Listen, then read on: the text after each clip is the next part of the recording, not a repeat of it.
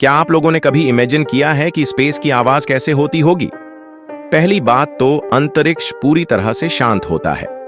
यहां कोई हवा मौजूद नहीं है, क्योंकि अंतरिक्ष एक वैक्यूम है और साउंड तरंगें बिना हवा के माध्यम से यात्रा नहीं कर सकती हैं। लेकिन फिर भी अंतरिक्ष में मौजूद रेडियो वेव से वस्तुओं आवाज को सुना जा सकता है और वैज्ञानिक ने इसी तरह दूसरे प्लैनेट से आने वाले रेडियो वेव को साउंड वेव में कन्वर्ट किया है।